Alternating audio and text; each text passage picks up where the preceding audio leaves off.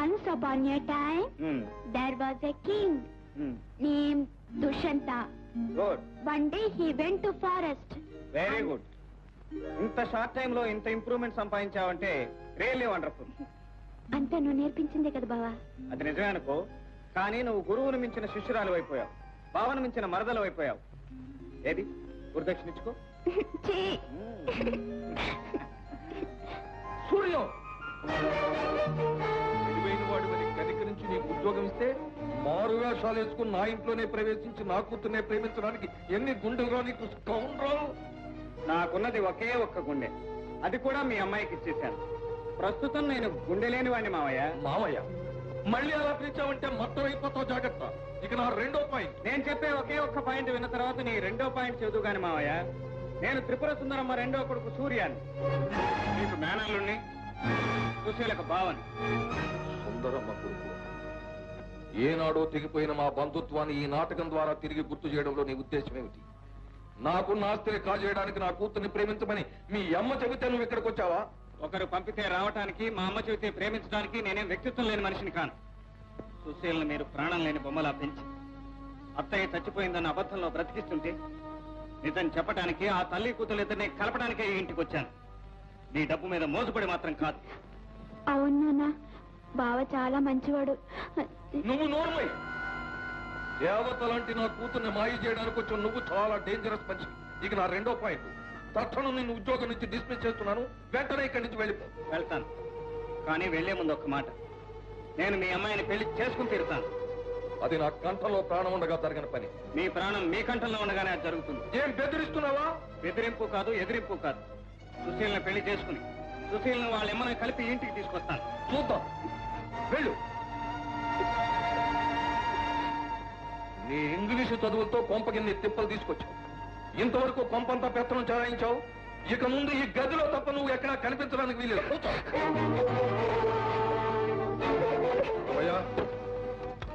అయ్యా, ఈవేళ నుంచి ఏడ్చి ముత్తుకున్న అమ్మాయికి తలుపు తీయొద్దు.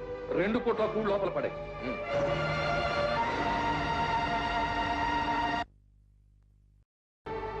ఈవేళ నుంచి ఏడ్చి ముత్తుకున్న అమ్మాయికి తలుపు తీయొద్దు. 2 పూట్ల కూడు లోపల పడే.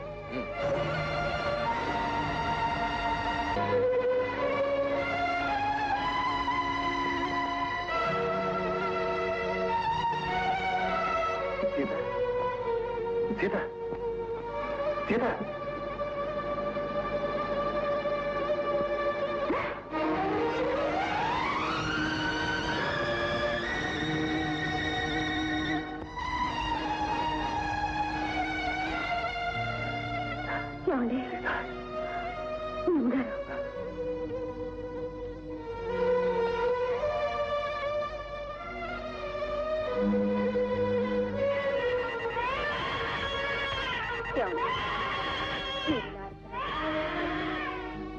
నాకేదో భయంగా ఉందండి.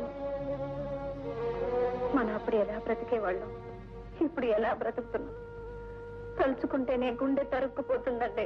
నన్ను మాత్రం ఏం చేయమంటావు సీత? నాకు మాత్రం ఈ చీకటి బ్రతుకు బ్రతకాలని ఉందా చెప్పు?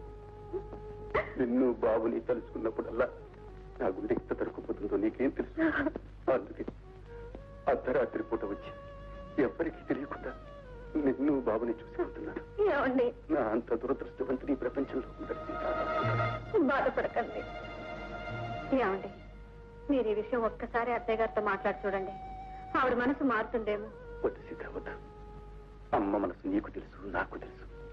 ఆమె దృష్టిలో కన్న కొడుకు కంటే కరెన్సీ నోట్లకే విలువెక్కువ. ప్రయత్నించి ప్రయోజనం లేదు. అయ్యో, అత్తయ్య గారు వస్తున్నారా ఉందండి. అలాగే.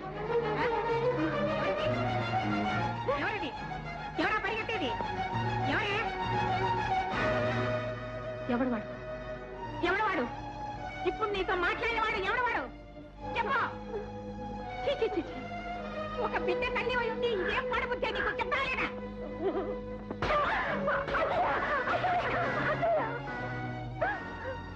ఇప్పుడు వచ్చి వెళ్ళింది ఎవరో కాదు, మీ అబ్బాయే. నా కొడుకు వచ్చాడా? నా పెద్ద కొడుకు. ఇంత అర్ధరాత్రప్పుడు ఇంటికి వాడు దొంగతనకు రావాల్సిన కర్మయం పెట్టింది వాడికి. ఏమే ప్లేట్ మార్చేస్తావా? నన్ను నువ్వు మోసం చేయలేవే, నన్ను నువ్వు మోసం చేయలేవు. చెప్పు, నిజం చెప్పకపోతే నిలువు నా చీరేస్తాను. నన్ను నమ్మండి అత్తయ్య. ఏంటి, ఏం జరిగింది? ఇంకా ఏం జరగాలండి? అప్పటికింకా ఇంటి కోడలు అర్ధరాత్రి పూట కూర్చుని పడేలాగట్టు మంత్రాలేస్తుంది. మావయ్య, నేనే తప్పు చేయలేదు మావయ్య. నా బిడ్డ మీద ప్రమాణం చేసి చెబుతున్నాను. వచ్చింది పరాయి మగాడు కాదు, మీ అబ్బాయే మావయ్య. దాని ముగ్గుతో మాట్లాడుకుంటే తప్పేమిటే? అయ్యో, దాని మొగుడుతో అది మాట్లాడితే తప్పు లేదు, ఎవరి మొగుడుతో ఎవరు మాట్లాడుకున్నా నాకు అభ్యంతరం లేదు. వాడు దాని మొగుడే అయితే, అంటే మన అబ్బాయి అయితే, ఇంతాండి మీ అబ్బాయి వచ్చాడు అని మన దగ్గర తీసుకురాకూడదు. వాడిని ఎందుకు గోడ దొక్కించి పంపిస్తుంది? ఆ తప్పు చెబితే మావయ్య, కావాలంటే గుళ్ళో దీపం ఆర్పి మరీ చెబుతాను. వచ్చింది ఎవరో కాదు, మీ అబ్బాయే మావయ్య. నన్ను నమ్మండి అత్తయ్య. ఊళ్ళో దీపం ఆరుతుందట, రేపు కొంప కూడా ఆరుతుంది. చిచి, ఇలా అబద్ధాలాడి బతుకు బతకపోతే ఊరి కోసం తావడం మేలు.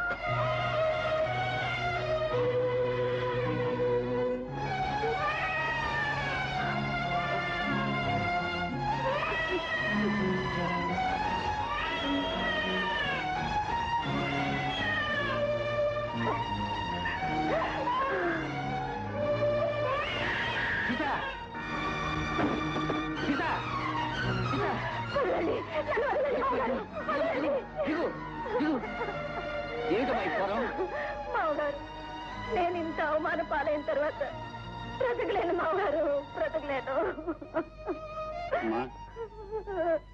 ఆ సీతాదేవికే నిందలు తప్పలేదమ్మా. నువ్వు నిర్దోషిగా నాకు తెలుసమ్మా.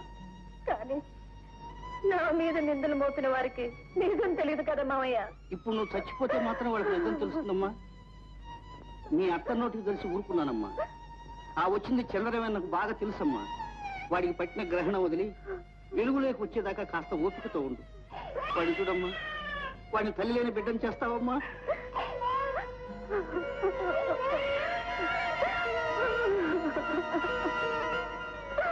అమ్మా, ఆ బిడ్డ మీద ప్రమాణం చేసి చెప్పు, ఇంకెప్పుడు ఇలాంటి అఘాయిత్యం చేయనని ప్రమాణం చేయమ్మా. చూడమ్మా, నా మాటని 2 మెతుకులు ఎంగిలిపడమ్మా. 2 రోజుల నుంచి పచ్చి మంచినీళ్ళు కూడా ముట్టలేదు. మా అమ్మవు కదా. వద్దు, సూర్యంబాబు రాకపోతే నేను అన్నం తిన్ను. సూర్యంబాబు గారు ఇక్కడికి వస్తే పెదబాబు గారు ప్రాణాలు తీసేస్తున్నారు కదమ్మా. అయినా ఆయన ఇక్కడికి వచ్చి నేను చూడకుండా ఉండగలరేంటి?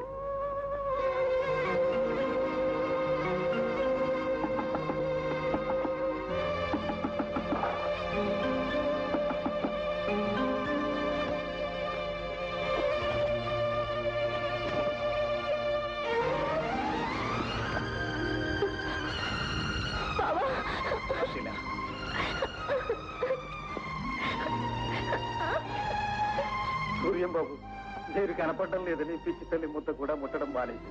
అలాగా బావా, నేను ఇక్కడ ఒక క్షణం ఉండలేను. నా మీద నీకేమాత్రం ప్రేమ జాలి ఉన్నా వెంటనే మా అమ్మ దగ్గరికి తీసుకెళ్ళిపో. అలాగే సుశీ, నిన్ను తీసుకెళ్దామని వచ్చాను. అలాగేనమ్మా. గురవయ్య, అమ్మాయి ఫోన్ చేసిందా? లేదండి. మరి ఏం చేస్తోంది?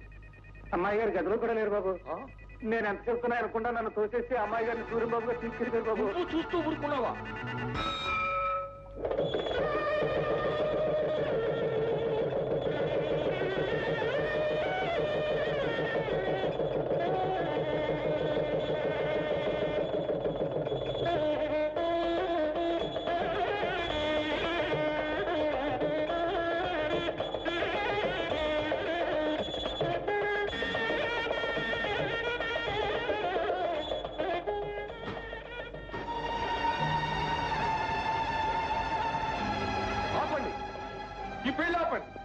ఇప్పుడు ఆపి లాభం లేదు మామయ్య. 3 ముళ్ళు వేసేసాను. ఇన్స్పెక్టర్ గారు చూస్తారే, వాడు అరెస్ట్ చేయండి. సూర్య ఏం తప్పు చేశాడండి అరెస్ట్ చేయడానికి? మైనారిటీ తీరిన అమ్మాయిని వాళ్ళ పెద్దల అనుమతి లేకుండా పెళ్లి చేసుకోవడం చట్టరీత్యా నేరం. సార్ మీరు అరెస్ట్ చేయకపోతే హనీమూన్ కూడా వెళ్ళిపోతారు. అరెస్ట్ చేయండి. ఇన్స్పెక్టర్ గారు, ఇదిగో అమ్మాయి బర్త్ సర్టిఫికేట్. సుశీల మైనర్ కాదు, మీరే చూడండి.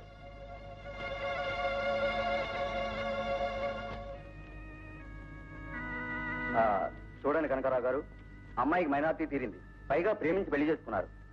ఆపే అధికారం మాకు లేదు. Thank you inspector.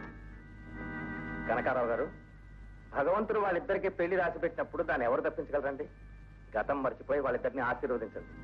దామోదరం, ఈ కథకు అసలు డైరెక్టర్ నువ్వు. ఈ పెళ్లేదో జరిపించేసి నన్నేదో సాధించేశాను, నువ్వు ముచ్చిపో. ఈ పెళ్లి ఎలా రద్దు చేయాలో, నా కూతురు నా ఇంటికి ఎలా తీసుకెళ్లాలో నాకు బాగా తెలుసు. నాకు తెలుసు. సుశీల రాపోదు. ఏమండి, చట్టం మనల్ని విడదీసిన బంధం మాత్రం విడిపోలేదండి. సుశీల మనకొక్కగాను ఒక్క కూతురు, దాని జీవితమైనా సుఖప్రదంగా ఉండాలని జీవించండి. ఇక నా దీవెనలు ఎందుకులే, మన ఇద్దరు బదులు నువ్వే దీవించేశావుగా. ఏం సుశీల, వస్తావా రావా? కట్టుకున్నవాడి ముందు కన్న తండ్రి కూడా చులకనైపోయాడనమాట.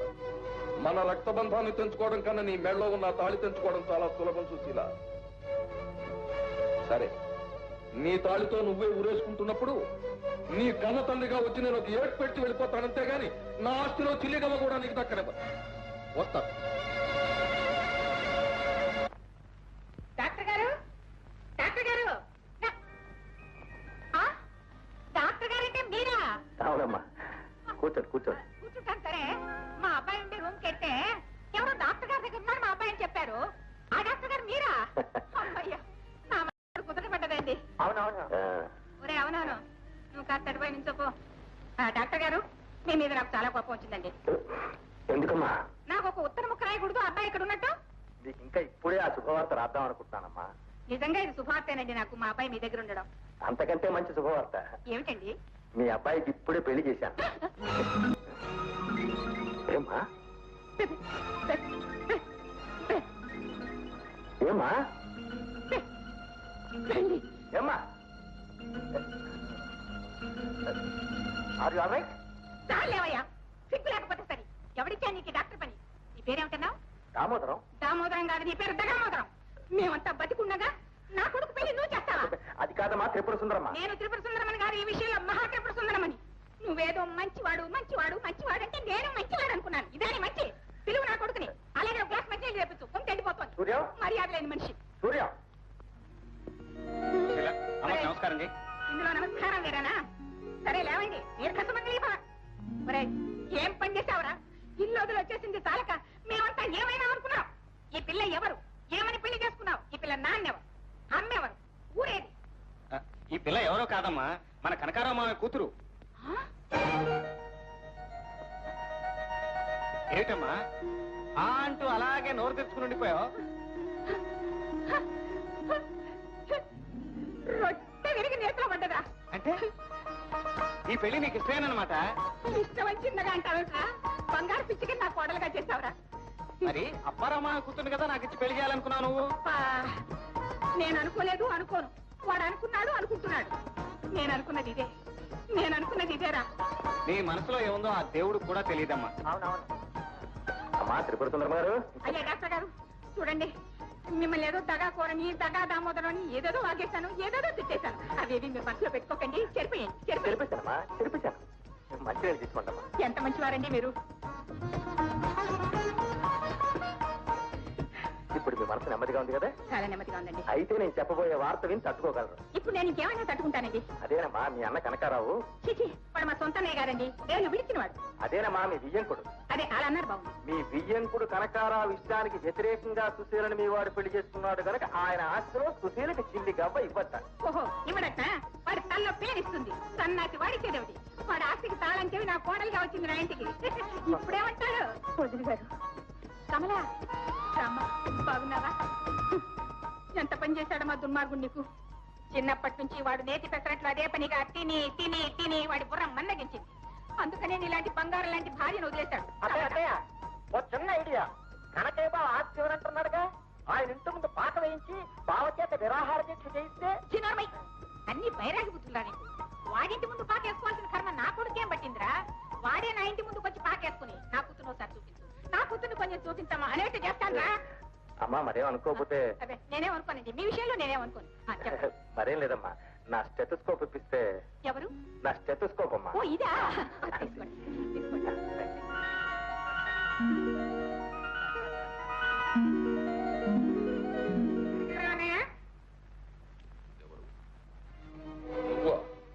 అదేమిటా, సినిమాల్లో హీరోయిన్ విలన్ చూసి నువ్వా అన్నట్టు నన్ను చూసి నువ్వా అంటున్నావు?